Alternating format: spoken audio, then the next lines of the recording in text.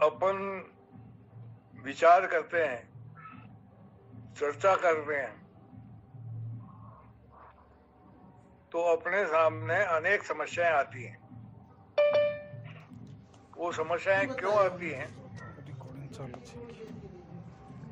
क्योंकि जो कुछ हम पढ़ते हैं उसको भी हम समझने की कोशिश नहीं करते, जो कुछ सुनते हैं उसको भी समझने की कोशिश नहीं करते। इसलिए समस्या पर समस्या आती चली जाती है। सबसे पहली आवश्यकता है वो ये है कि हम पढ़ें या सुने, पहले ये विचार मन में बनाएं कि ये केवल मेरे लिए कहा जा रहा है। हम दूसरों को सिखाने के लिए पढ़ते हैं, दूसरों को सिखाने के लिए सुनते हैं, अपने आप के लिए हम नहीं पढ़ते हैं, नहीं सुनते हैं।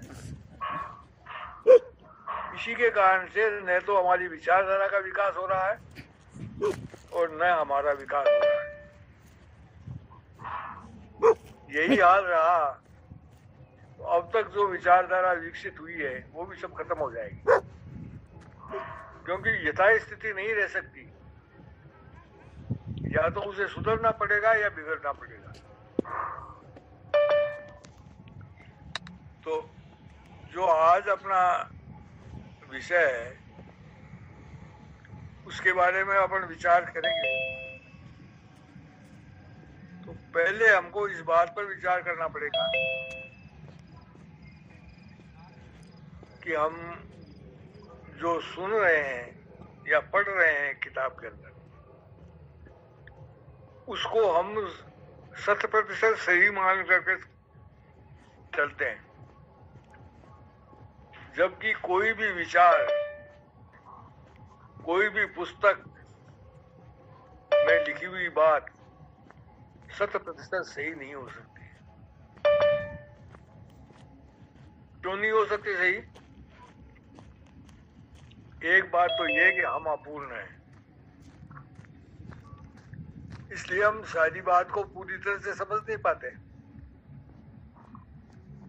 दूसरा, जो बोलने वाला लिखने वाला है वो भी अपूर्ण है, वो भी जैसा उसने देखा है, जैसा उसने समझा है, वैसा का वैसा अभिव्यक्त नहीं कर सकता। और इस सबसे बड़ी बात जो है वादा, वो ये है, अपनी अनुभूति को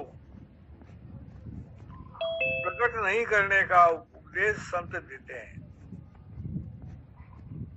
इससे तुम्हारी शक्ति नष्ट होती है,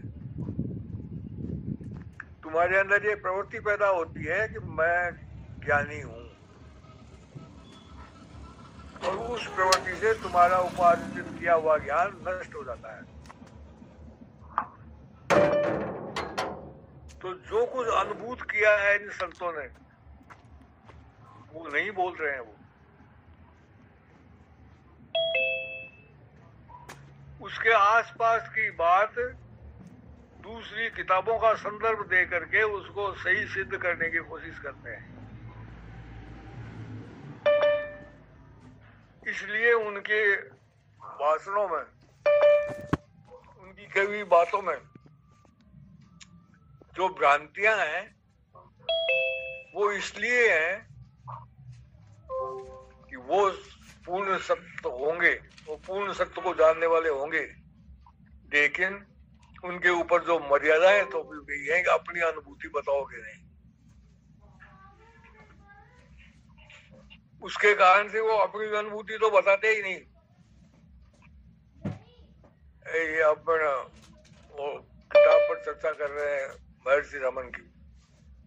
अनेक लोगों ने पूछा है कि आपने क्या अनुभव किया, कहीं जवाब दिया क्या उन्होंने? मैंने ये अनुभव किया। बताते नहीं, वो जानते हैं कि इसके परिणाम क्या होंगे। मोहनी बाबा मास्टर मोहनलाल जी को बार बार टोकता था कि तू कहा मत कर कोई बात, वो नहीं मानते थे। एक रोज एक चूंटी भर करके नाक में लगाई होंगे, कहा सूंघ इसको। उसमें ऐसी खुशबू आई कि वो मस्त हो गया। 2-3 दिन तो रहा अपने रोके हुए। उसके बाद किसी को कह दिया कि गुरुदेव ने ऐसी दी मेरे को, तो मैं तो मस्त रहता हूँ उस खुशी में। उसके बाद वो कार वो बंद हो गई। आकर के रोया कि वो मेरे चली गई। अच्छा तो दूध से देना था ना, तो दूध नहीं दी तो उसमें ऐसी बदबू कहा मेरे प्राण निकल रहे हैं, इसको बंद करो। अब तो आई से ते दुनिया ने बांटे बिन, तो वो दुनिया का नहीं जवाब वापस। इस कारण से वो अपनी अनुभूति को जैसी है वैसी बताते नहीं है। शास्त्रों से तर्क ढूंढ करके दुनिया को बताते हैं। इसलिए हमको ये समझना पड़ेगा कि सच्चाई हमको ढूंढनी है, और वो केवल हमको ही ढूंढनी पड़ेगी, और कोई दूसरा उसमें मदद नहीं कर सकता।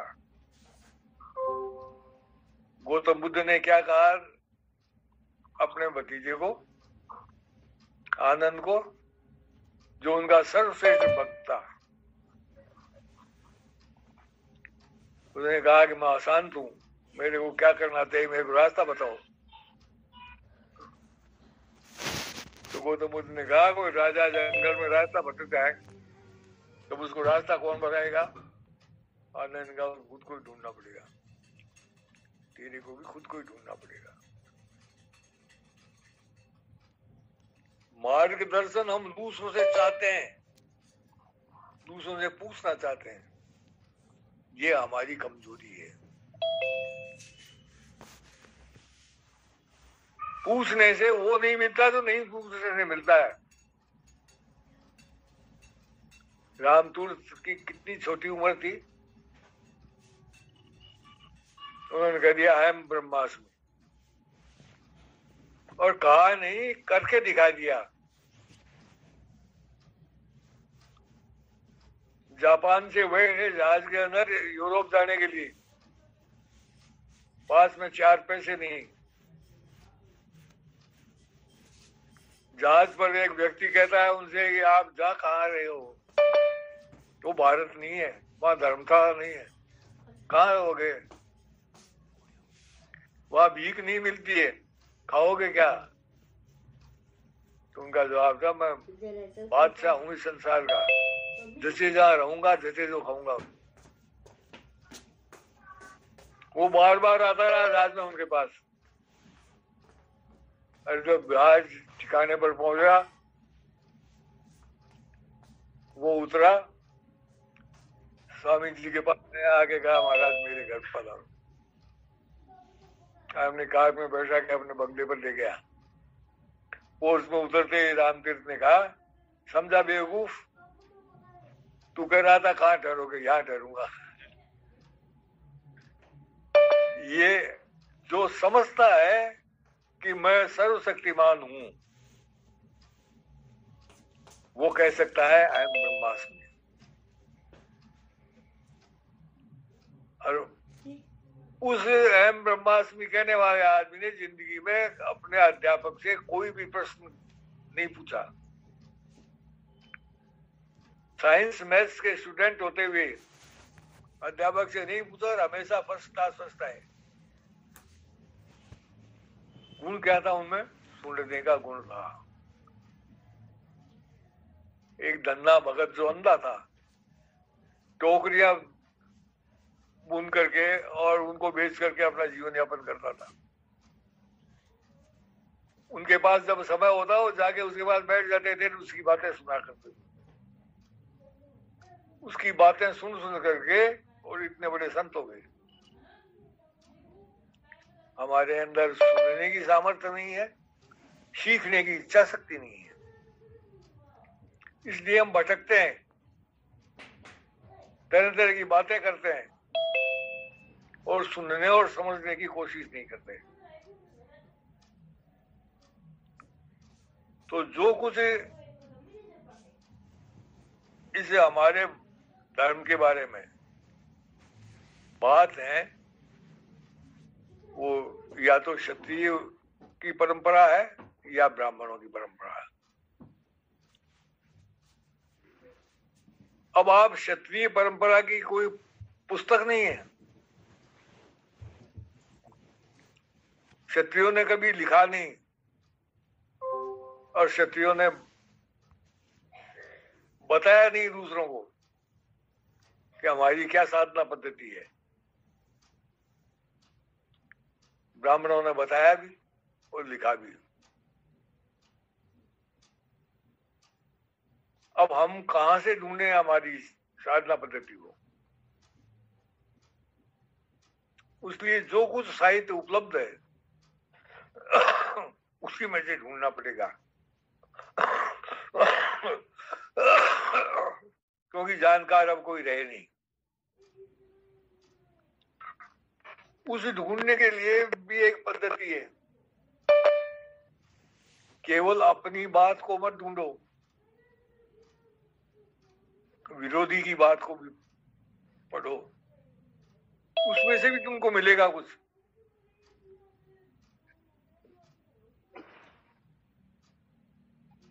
जब मैं 10वीं क्लास में था तब हर महीने एक किताब खरीदने का निश्चय किया था।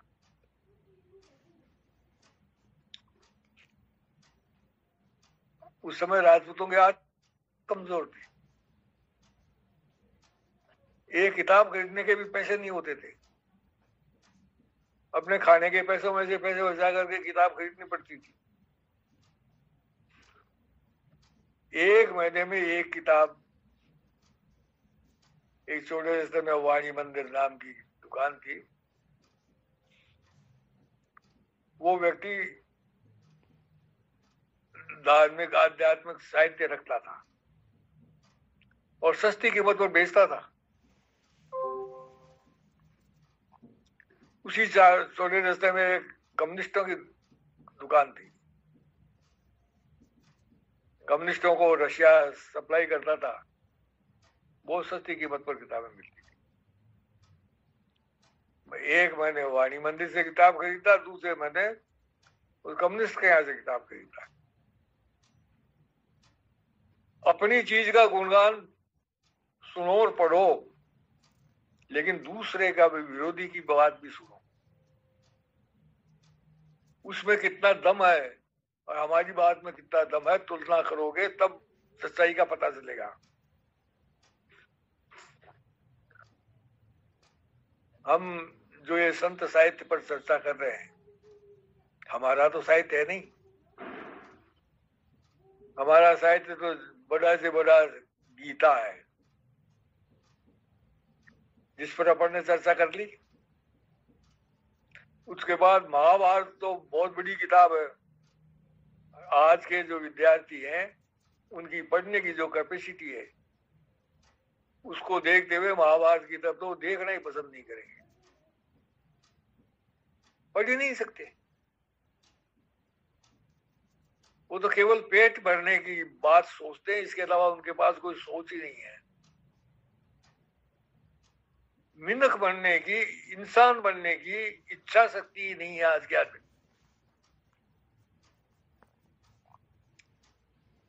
केवल एक ही बात उसके दिमाग के अंदर है, पेट कैसे भरेगा। तो सत्य साहित्य से पेट तो नहीं भर सकता, लेकिन वो मनुष्यों की श्रेणी में नहीं है आदमी, वो भी एक पशु है। मनुष्य तो उसको बनना पड़ता है, और आज हम मनुष्य बनने के लिए तैयार नहीं है। और मनुष्यों में भी श्रेष्ठ होता है क्षत्रिय।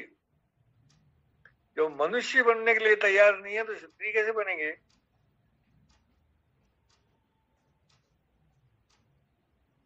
इन सब बातों पर बिना विचार किए हम जीवन जी रहे हैं, इसलिए हम सीख नहीं पा रहे।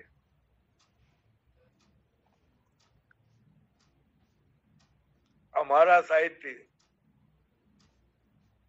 महाभारत, जिसके अंदर से कुछ बातें निकाल करके अपन ने छोटी छोटी किताबें प्रकाशित कर दी, ताकि हमारे पास कोई सामग्री हो विचार को आगे बढ़ाने के लिए। उन छोटी किताबों को भी हम नहीं पढ़ पाते, और पढ़ते हैं तो उनको समझने की कोशिश नहीं करते। और जो दूसरी विचारधारा है, ब्राह्मणों वाली विचारधारा, चित्त वृत्ति निरोधय योग, उसके बारे में पढ़ते हैं, उसी को धर्म समझते हैं, उसी रास्ते पर चलने की कोशिश करते हैं, लेकिन वो हमारा रास्ता है ही नहीं। अब उस रास्ते में और हमारे रास्ते के अंदर अंतर क्या है? हम प्राण के उपासक हैं। प्राण क्या है? ये सृष्टि है, इसके 3 भाग हैं। एक है अपरा प्रकृति, जो ये जंगल, आकाश, वायु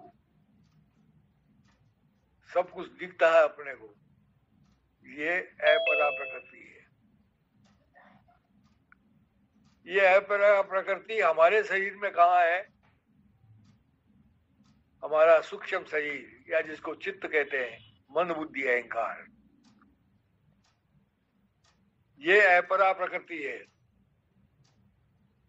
इस अपरा प्रकृति का धर्म ही गंदगी फैलाना है। पेड़ है, वो पत्ते डालेगा ही डालेगा। खेती हम करेंगे तो उसके अंदर से घास फूस भी निकलेगा, उसके अंदर तूड़ा भी निकलेगा।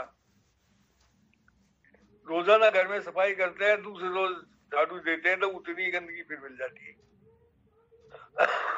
कहां से आती है वो गंदगी? ये प्रकृति स्वयं फैलाती है। इस प्रकृति का धर्म ही गंदगी फैलाना है। कौन सी प्रकृति का? अपरा प्रकृति का। दूसरी प्रकृति है परा प्रकृति। परा प्रकृति का मतलब है शुद्ध प्रकृति। वो शुद्ध है, गंदगी नहीं फैलाती, और गंदगी को रोकने का धर्म है उसका। गंदगी को बढ़ने से रोकेगी वो अपरा प्रकृति। हमारा शरीर में क्या है? प्राण। वो इस शरीर का संचालन करता है।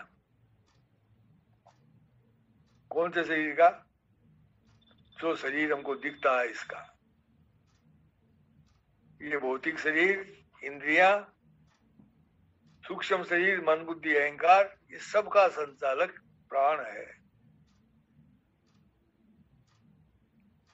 हम जब कहते हैं कि भगवान का नाम लेने से प्राण बलवान होता है,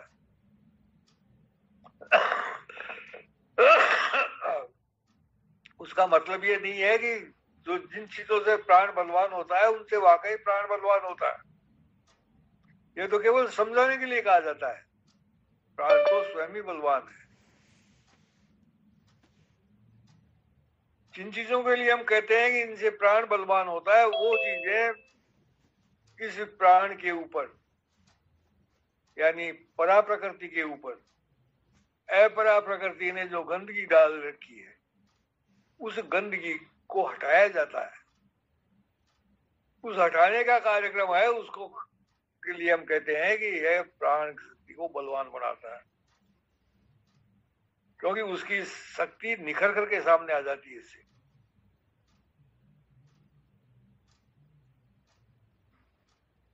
और तीसरी चीज जो है वो है आत्मा। शरीर में वो ब्रह्म है। अब इस आत्मा के बारे में सही नहीं समझने से सारी भ्रांतियां पैदा होती है। ये जीवात्मा शब्द का उदय भी आत्मा का कार्य नहीं समझने के कारण से पैदा हुआ है।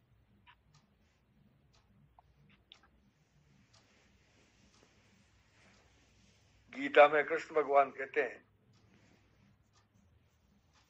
कि जो ये जानता है कि मैं यानी ब्रह्म तुम्हारे शरीर में स्थित है, वो भी गलत जानता है। और जो ये जानता है कि ब्रह्म उसके शरीर में स्थित नहीं है, वो भी गलत जानता है। दोनों बात विपरीत है। दोनों बात कैसे सही है, इसको हमें समझना पड़ता है। जो ये जानता है कि ब्रह्म मेरे अंदर स्थित है, वो ब्रह्म बन जाता है, वो स्वामी रामतीर्थ बन जाता है, वो भीष्म पितामह बन जाता है। जो कृष्ण को ये जानते हुए ये भगवान है, कहता है कि कल तूने तो छल से मेरी प्रतिज्ञा तुड़वाई है, मैं कल बल से तेरी प्रतिज्ञा तुड़वा के बताऊंगा।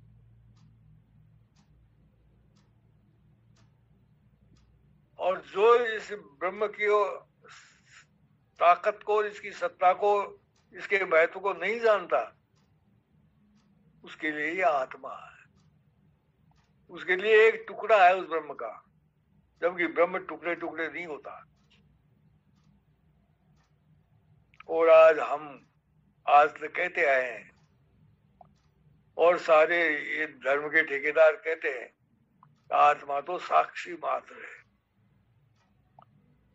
आत्मा कोई काम नहीं करता, वो तो केवल देखता है, प्राण का सखा है। अब आप मेरे को ये बताइए कि बिना काम करे कोई सखा कैसे हो सकता है?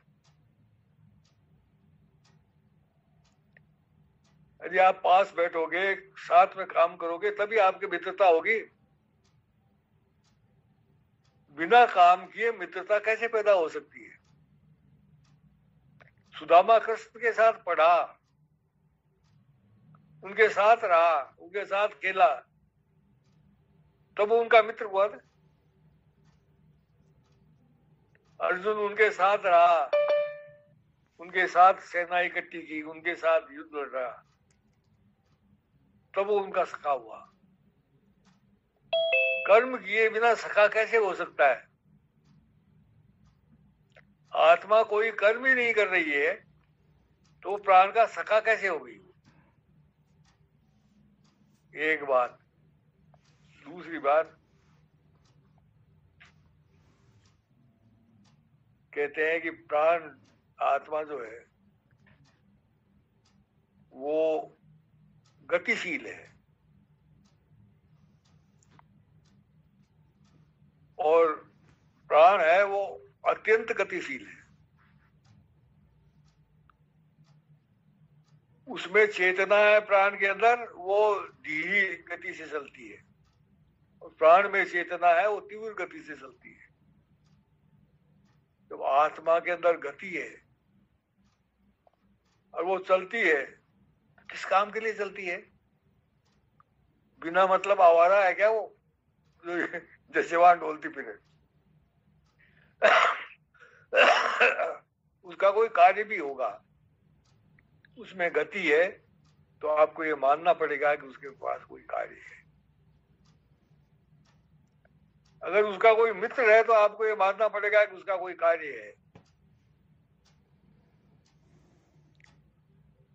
तो आत्मा का कार्य क्या है?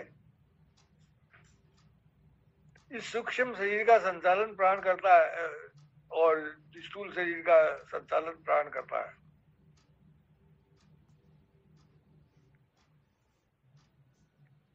लेकिन उस जो सूक्ष्म शरीर है, उसका आत्मा से कोई संबंध है क्या? इस बात पर हमको विचार करना पड़ेगा।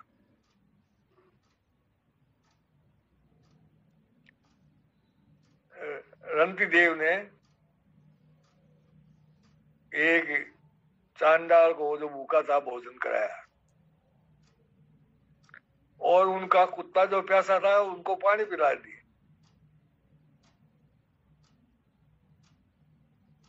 उससे रंतिदेव और उनकी पत्नी का दोनों के भूख और प्यास हमेशा के लिए खत्म हो गई। एक प्राण के तुष्टीकरण से दूसरा प्राण हमेशा के लिए तुष्ट हो सकता है? इसलिए कहते हैं कि अन्नदान ही सबसे बड़ा दान है। भूखे को रोटी खिलाओ, उससे उसका प्राण संतुष्ट होगा। हम कहते हैं कि प्राण कोई काम नहीं करता।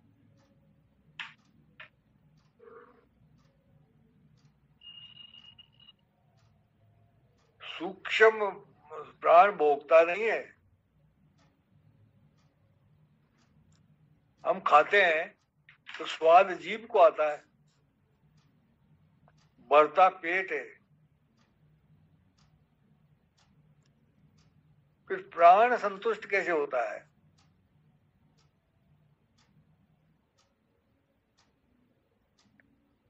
हमारे कांटा लग जाए तो लोई निकलता है पैर में, खाल छिलती है पैर में, और क्या प्राण निकल गया। ये प्राण के पास कैसे पहुंचा वो? स्थूल रूप की चीजों का भोगता नहीं है प्राण, लेकिन उसके सूक्ष्म प्रभाव को प्राण भोगता है। इसी प्रकार से आत्मा कुछ भी करता हुआ दिखाई नहीं देता है, लेकिन वो उसकी गति प्राण और सूक्ष्म शरीर तक है, गतिशील है, धीमी गति से चलता है, और गति उसकी सूक्ष्म है, इसलिए दिखाई नहीं देती। इसलिए लोग कहते हैं कि आत्मा केवल दृष्टा है। जब हम कोई खोटा काम करते हैं तो हमारी आत्मा हमको धिक्कारती है या नहीं धिक्कारती?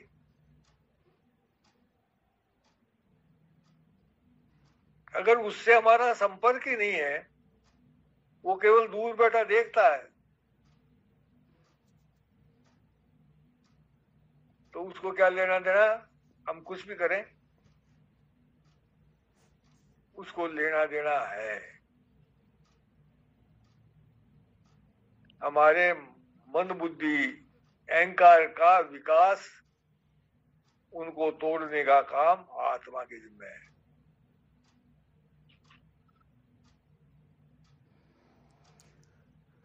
इस बात को समझ नहीं रहे कि आत्मा के पास भी कोई काम है। इस कारण से जीवात्मा शब्द का प्रयोग हुआ। शरीर के अंदर से प्राण बाहर निकल गया सूक्ष्म शरीर को लेकर के, जो अपने जिसको ये ब्राह्मण थ्योरी के अनुसार जिसको समाधि कहते हैं, और अपनी थ्योरी के अनुसार जिसको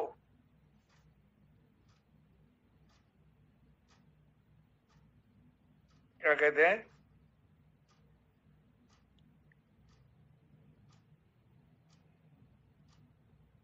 स्वप्न के आगे दूसरी अवस्था कौन सी है? मुग्ध अवस्था नहीं, पहले सुसुप्ति। सुसुप्ति के अंदर प्राण की क्रिया आरंभ होती है। जो स्वप्न की अवस्था है, उस स्वप्न की अवस्था के अंदर ज्ञानेंद्रियां और कर्मेंद्रियां काम करना बंद कर देती है। सपने में हाथ काम करता है, न पैर काम करता है, न आंख काम करती है, न मन काम करता है। मन बुद्धि अहंकार जो सूक्ष्म शरीर है, वो शरीर के बाहर निकल जाता है और वो आवाराकृति में डोलता फिरता है। इंद्रियां थकान के कारण से रेस्ट मांगती हैं, लेकिन ये सूक्ष्म शरीर पूरा रेस्ट मिलने नहीं देता उनको। ये घूमता फिरता है।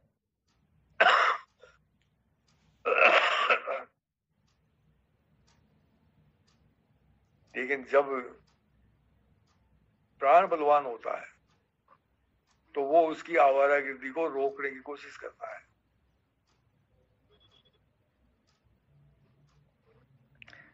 और वो इस सूक्ष्म शरीर को पकड़ करके और शरीर के बाहर ले जाता है,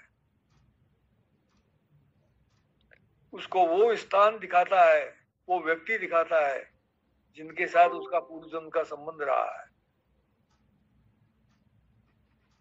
जिससे उसके अंदर कुछ आत्मीयता पैदा हो, कुछ सीखने समझने की भावना पैदा हो।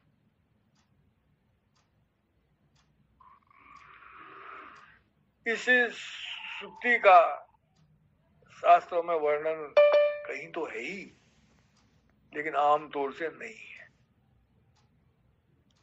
कहीं है, इसका प्रमाण तो यह है कि मधुसूदन ओझा ने लिखा है, वो कहीं है तभी उसने लिखा है, लेकिन आम नहीं हुआ इसका प्रचार। क्यों? इसके अंदर भी वही समस्या पैदा होती है कि आत्मा की भूमिका के बारे में।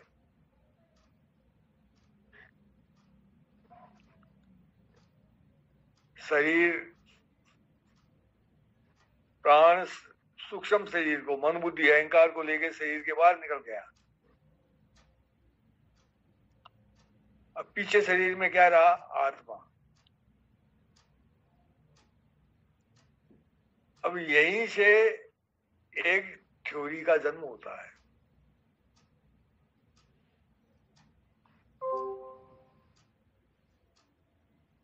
आत्मा शरीर के अंदर क्यों है? तो कहते हैं कि आत्मा कभी शरीर का साथ नहीं छोड़, प्राण का साथ नहीं छोड़ती। प्राण बाहर निकल गया, आत्मा अंदर क्यों है? शरीर के बाहर प्राण जब शरीर को त्याग करके निकलता है तो ही आत्मा उसके साथ निकलती है। शरीर को उसने त्यागा नहीं है, प्राण बाहर निकल गया तो आत्मा शरीर के अंदर ही रहेगी। तब कहते हैं प्राण बाहर निकल गया तो मरता क्यों नहीं है? मरा हुआ ही है वो।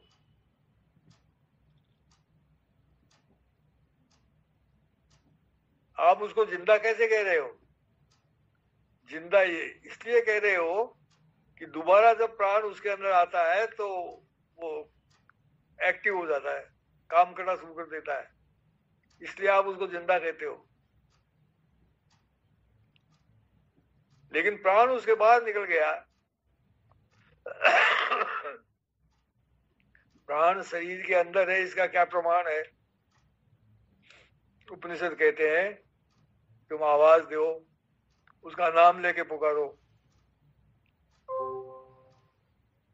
वो सुसुप्ति अवस्था के अंदर है तो आवाज देने पर, खड़बड़ाहट करने पर, उसका नाम लेके पुकारने पर कोई असर नहीं होगा उसके, क्योंकि उसकी मन बुद्धि अहंकार को प्राण ने पकड़ के रखा हुआ है, एक्टिव नहीं है वो।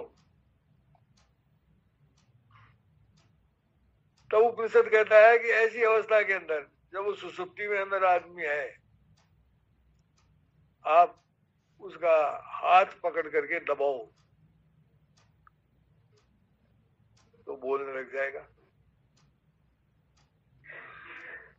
जो आवाज देने पर नहीं बोल रहा था, नाम लेके पुकारने पर नहीं बोल रहा था, खड़बड़ाहट होने पर नहीं बोल रहा था, वो उस शरीर को दबाने पर कैसे बोलने लग गया? शरीर के अंदर प्राण था, उसने अनुभव किया कि कोई बार तेरे को पुकार रहा है, इसलिए बोल रहा है। तो जब प्राण बाहर चला गया तो शरीर कोई काम नहीं कर सकता।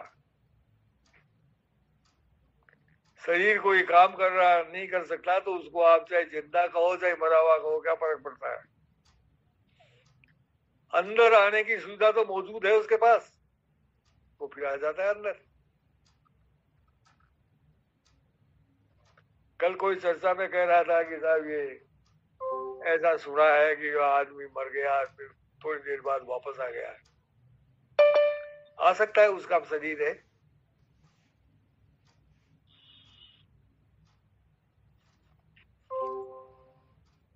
तो प्राण अंदर आ गया। अब एक प्रश्न ये था कि जब शरीर बाहर निकलता है, प्राण सूक्ष्म शरीर को लेकर के, तब उसको प्रकाश आत्मा का क्यों नहीं दिखाई देता? उसका मुंह है वो बाहर की तरफ है, आत्मा की तरफ मुंह नहीं है उसका। तो उसके गोद में जो चीज होगी वो आत्मा को कैसे दिखाई देगी? और जो चीज उसकी गोद में है वो आत्मा को दिखाई देगी। तो आत्मा का प्रकाश कैसे दिखाई देगा? लेकिन जब वो अंदर वापस आता है तो प्राण का मुख आत्मा की तरफ होता है। तो उस सूक्ष्म शरीर, मन, बुद्धि, अहंकार पर प्राण आत्मा का प्रकाश पड़ता है। तब उसको आनंद की अनुभूति होती है।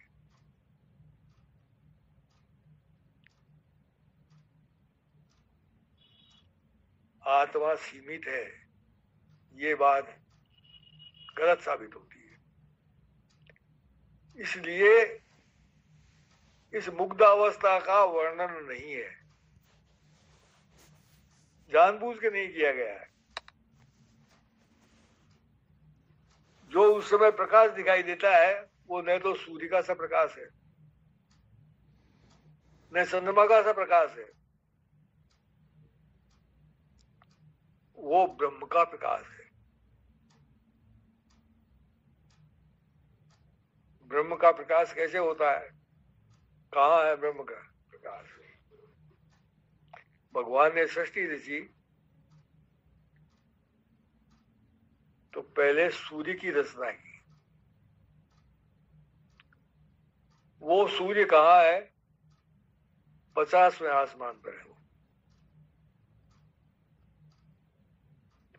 उस पर आकर के ब्रह्म का प्रकाश गिरा और वहां उसके गिरने पर उसके दो भाग कर दिए गए। एक उसमें जो तेज था उस प्रकाश को तो सूर्य पर छोड़ दिया, और उसके अंदर जो शीतलता थी उस शीतलता को अलग करके और उसको पृथ्वी पर भेज दिया गया।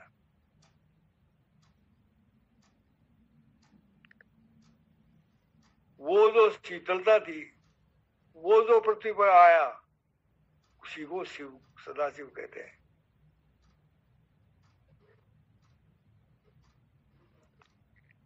वो पृथ्वी से टकरा करके वो प्रकाश वापस आसमान की तरफ जाता है।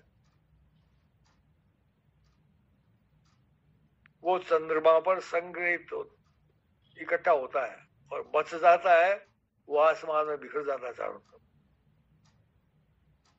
उसी प्रकाश को ओजोन लेयर कहते हैं, जो सूर्य की घातक किरणों को पृथ्वी तक आने से रोकता है। वो जो प्रकाश विभाजित होने के पहले प्रकाश था वो ब्रह्म का प्रकाश है। उसको देखते ही आनंद से भर जाता है शरीर का, आदमी का मन, प्राण, बुद्धि, सब।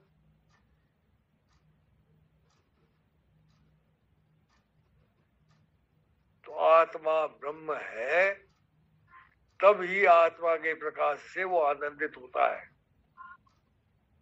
और वही प्रकाश उसको दिखाई देता है जो ब्रह्म का प्रकाश है।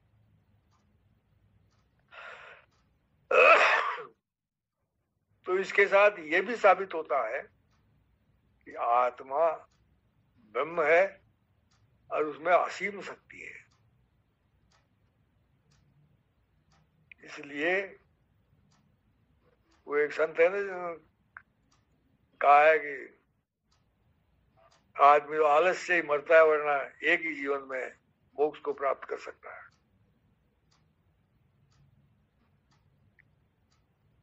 ये सारा खेल जब हमारे समझ में आए तब सही बात समझ में आती है। इसको समझने के लिए बहुत अध्ययन और बहुत सत्संग की आवश्यकता है। मन बुद्धि अहंकार की क्या भूमिका है, ये हमारे साहित्य में नहीं मिलेगी। ये गीता में, महाभारत में नहीं मिलेगी, ये ब्राह्मणों के साहित्य में मिलेगी।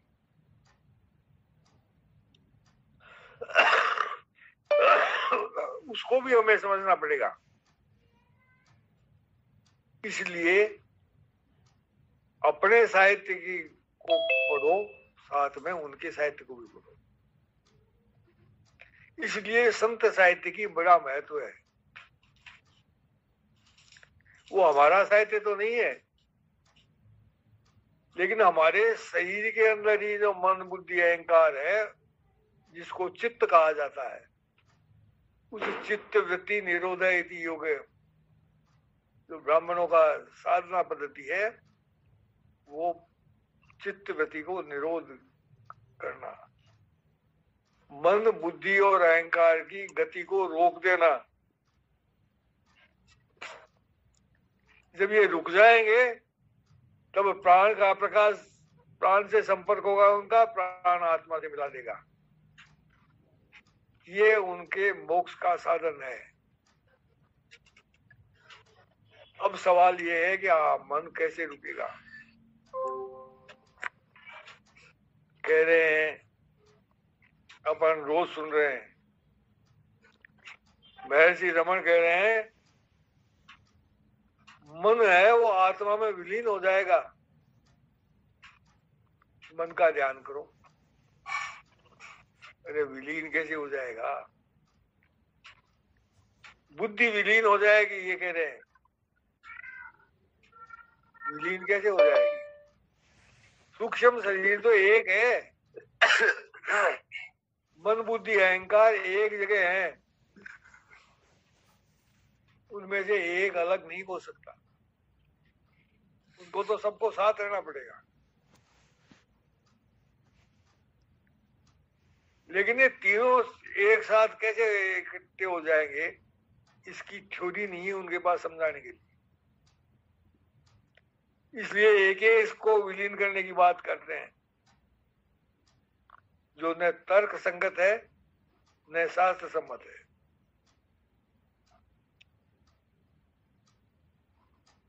लेकिन चित्त का क्या भूमिका है, ये भूमिका हमको उनके साहित्य में ही मिल सकती है। इसलिए उनकी बातें सुनकर के उसमें से जहां कहीं से भी कोई चीज पकड़ में आती है, उसको पकड़ने की कोशिश करनी चाहिए। अब ये 4-5 बड़े संतों से संपर्क रहा, एक ने भी अपना अनुभव नहीं बताया गई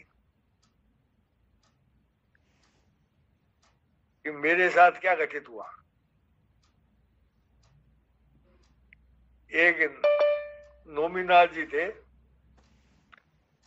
उन्होंने एक रोज प्रसंग आ गया संतों की वाणी का, और वो कहने लगे कि संतों की वाणी का मतलब भी नहीं समझ सकते हम, क्योंकि उन्होंने जो कुछ देखा है वो वाणी में लिखा है, हमने वो देखा नहीं, अब कैसे समझे उसको। वो कहने लगे, एक नाथ जी की वाणी में था कि जब गानी में पेला गया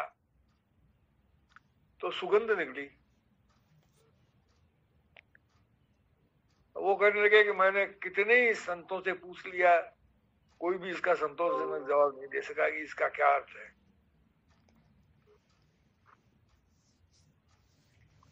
फिर वो कहने लगे 20 बरस तक शंकर भगवान के मंत्र का जप किया। तब एक रोज के मैं बैठा था कि शंकर भगवान आकर के मेरे सिर में, बालों में उंगलियां लगाई, पीछे मुड़ के देखा, शंकर भगवान खड़े थे, पैर पकड़ लिए, बाबा अमर कर दो। तो उन्होंने कहा भवानी, बालाजी और बैरून, इन तीन को खुश कर, ये कह के गायब हो गए। तो कि मैं इतना रोया, अरे बेईमान, 20 बरस तो तेरे को रोते हुए हो गए, अब 3 के नाम और बता दिया, ये तो जिंदगी गई कर। लेकिन उनकी कृपा से वो तीनों फटाफटी खुश हो गए। तो कहने लगा, एक रोज मैंने सपने में देखा कि मैं पुल के ऊपर खड़ा हूं, बहुत ऊंचा पुल है, नीचे मैदान के अंदर वो घास का मैदान है, उसमें आदमी कोई कीड़े मकोड़े से नजर आ रहे हैं खड़े। इतने में तो पुलिया के ऊपर हनुमान जी आके कूदी, उन्होंने आके कहा कूद जा नीचे, तो मैं आग मेज करके कूद गया नीचे, गिरा गिरा लगा नहीं, खड़ा खड़ा ही रह गया। वहां लाइन लगी हुई थी आदमी, उस लाइन में मेरे को भी खड़ा कर दिया। उन लाइन के आगे एक मशीन लगी हुई थी, जैसे गन्ना पेड़ने की मशीन रहती है, उसमें एक आदमी खड़ा था जो आदमी का गला पकड़ करके उसमें देता आदमी पटरी तरफ चला जाता। मेरा नंबर आया तो मेरा भी गला पकड़ के दे दिया उसके अंदर, तो उधर निकला तो वो क्या अद्भुत खुशबू आ रही थी। अब जिसने ये घटना अपने जीवन में घटित होकर देखी है, उसने वाणी में लिख दिया, उसको कोई दूसरा आदमी कैसे समझ सकता है? किसी शास्त्र में घटनाएं लिखी हुई नहीं मिल सकती।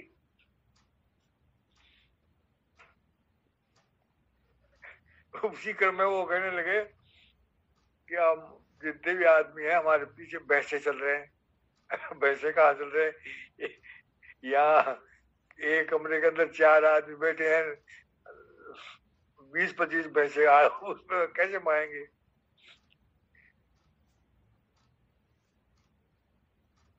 तो वो देवी मेरे सामने आके खड़ी हुई है कि देख, ये भैंसे खड़े हैं, इनको काट दे।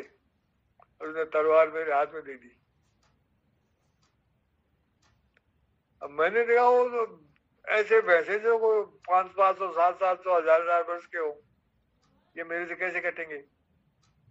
लेकिन तलवार लगाते ही कट गए।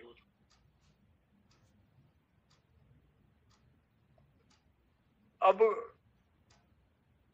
इस बात को कोई संत वाणी में लिख दे तो हमारे समझ में आएगी क्या बात? लेकिन किसी से सुनी हुई बात वाणी में मिल जाएगी तो हमारे को पक्का विश्वास हो जाएगा कि ये सही है। तो हमारी परंपरा के जो संत हुए हैं, उनकी वाणियों से हमको सहारा मिल सकता है ढूंढने का। गोरखनाथ जी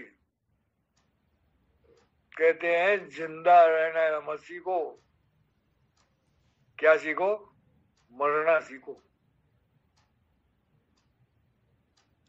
मरो है जोगी मरो, तिस करनी मरो जिस करनी गोरख वर दीठा। गोरखनाथ ने जिस तरह से मरना सीखा, उस तरह से मरना सीखो। मरण है मीठा, आनंददायक है मरना, और हम उस मरने को दुखद समझते हैं। जो मरना सीख जाएगा उसको मरने में आनंद आएगा। इसीलिए क्षत्रिय परंपरा में लोगों ने मरना सीखा था।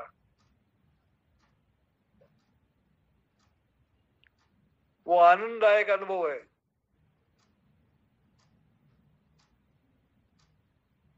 लेकिन हमारा दुर्भाग्य है कि हम पढ़ते नहीं, भले आदमी के पास बैठते नहीं। आवारागर्दी की बातें जहां हो वहां हमारा मन लगता है। फिर हमको कहां से ज्ञान मिलेगा? कैसे होगा हमारा कल्याण? अगर यही हालत रही तो जितना कुछ हमने सीखा है, इकट्ठा किया है, आने वाली पीढ़ी उस सबको खत्म कर देगी। क्योंकि लगता नहीं कि कोई सीखने की कोशिश कर रहा है।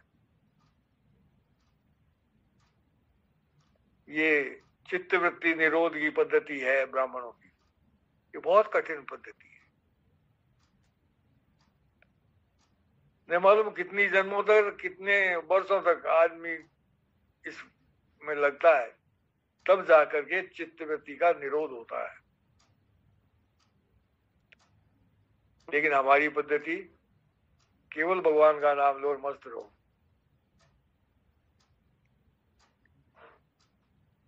लेकिन ये पद्धति ब्राह्मण वाली पद्धति से अधिक कठिन है।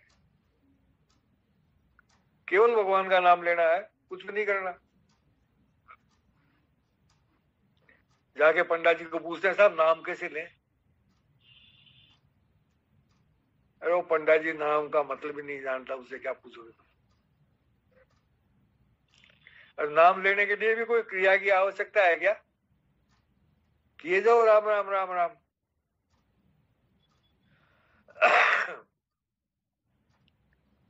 लेकिन हम तो काम करना नहीं चाहते, हम तो बहाना ढूंढना चाहते हैं। पहले नहाएंगे, फिर धोएंगे, फिर धूप अगरबत्ती करेंगे, फिर भगवान का नाम लेना शुरू करें। वो मास्टर मोहनलाल जी को किसी ने कह दिया, भगवान का लिया हुआ नाम सब खत्म हो जाता है अगर लेटरिन में बैठा कोई आदमी भगवान का नाम ले। अब जो राम सारे दिन भगवान का नाम लेता है, उसको लेटरिन में बैठे कैसे ध्यान रहेगा कि अब मेरे को भगवान का नाम नहीं लेना है? आ ही जाएगा वो। मन में बोला जाता है, कोई जोर से तो बोला नहीं जाता, पता रहे। तो उनकी बड़ी गिलानी हुई कि मेरे तो लेटरिन बैठे भी भगवान का नाम आ जाता है, मेरे तो गड़बड़ होगी। तो बगीची पहाड़ के अंदर है, उस पहाड़ के अंदर लेटरिन करने गए थे। एक तरफ से आवाज आई, राम राम राम राम राम। तो उन्होंने सोचा मेरा जैसा ही कर्म फूटा और भी कोई है लेटरिन बैठे राम राम कर रहा है। खड़े होके देखा तो कोई भी दिखाई नहीं दिया। इतने में दूसरी तरफ से आवाज आई, राम राम राम राम। उधर भी खड़े होके देखा, कोई नहीं दिखाई दिया। फिर तीसरी दिशा में, फिर चौथी दिशा में। तब उनके समझ में आया कि ये मेरा भ्रम थोड़ा है कि इसमें कुछ नहीं होता। कोई पद्धति की आवश्यकता नहीं है, राम का नाम लेके तो देखो क्या तमाशा होता है। जैसे ही तुम्हारा मंत्र सिद्ध होगा, दुष्ट शक्तियां तुम्हारे पर आक्रमण शुरू कर देंगी। यही मंत्र सिद्धि का प्रमाण है, मंत्र सिद्ध हो गया। इतने साल हो गए लोगों के संपर्क में रहते, लोगों को कहते, एक भी आदमी नहीं मिला जिसने कहा मेरे पर दुष्ट आगमन हो रहे हैं। क्योंकि नाम लेते ही नहीं। मंत्र सिद्ध होने की स्थिति में, इस मंत्र सिद्ध हो तब आक्रमण शुरू होते हैं। और फिर कहते हैं, प्रश्न पूछते हैं, ये कैसे होता है, ये कैसे होता है, ये कैसे होता है। अरे भगवान का नाम ले ना, सब रास्ता अपने आप खुलता चला जाएगा, किसी से कुछ पूछने की जरूरत नहीं है।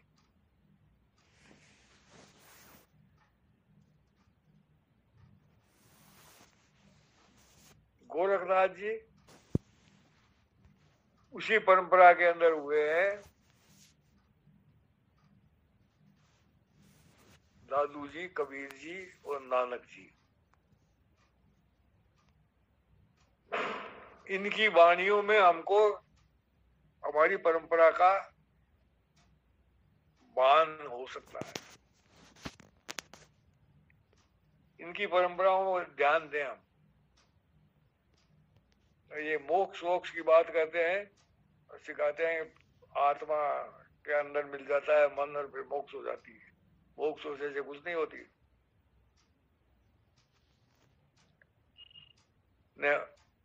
जीवन मृत्यु से पीछा छूट जाना ही मोक्ष नहीं है।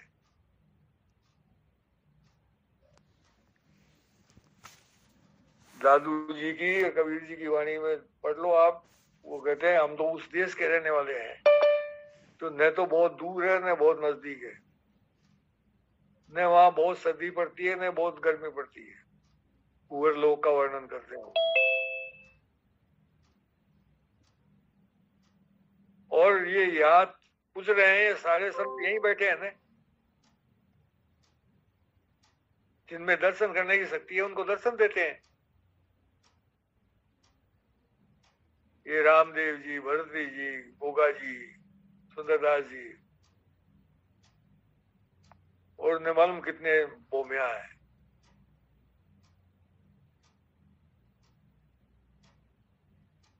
लेकिन हम इतने बेईमान हो गए हैं, हम इन सूक्ष्म शक्तियों का भी दुरुपयोग करते हैं।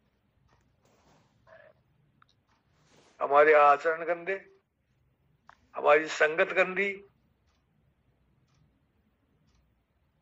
फिर भी हमको बोमिया दिखते हैं, फिर भी हमको संत दिखते हैं, और वो कहते हैं हमको ऐसा करो ऐसा करो, वैसा करते हैं। उनको ये पता नहीं कि इस देश के जितने भी ये स्थान है उनमें कम से कम 70-80% पर भूत बैठे हैं। कोई तपस्या करने वाला है नहीं, स्थान खाली पड़े हैं, उन खाली पड़ों में भूत आके बैठ जाते हैं, पूछते हैं संतों के नाम।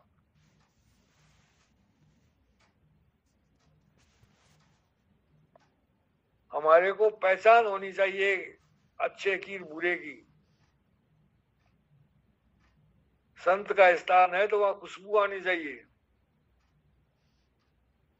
भूत का वास है तो उसके आसपास दुर्गंध आनी चाहिए।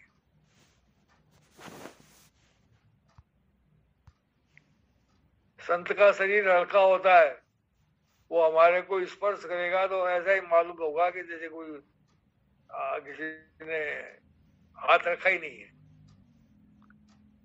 और दुष्ट शक्ति का पत्थर की तरह, लोहे की तरह भारी होता है।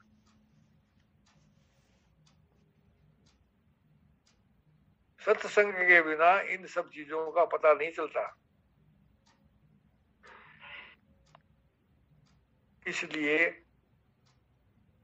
सत्संग करें, पढ़ते वक्त ये इस बात का ध्यान रखें, सुनते वक्त इस बात का ध्यान रखें कि ये बात केवल मेरे लिए कही जा रही है।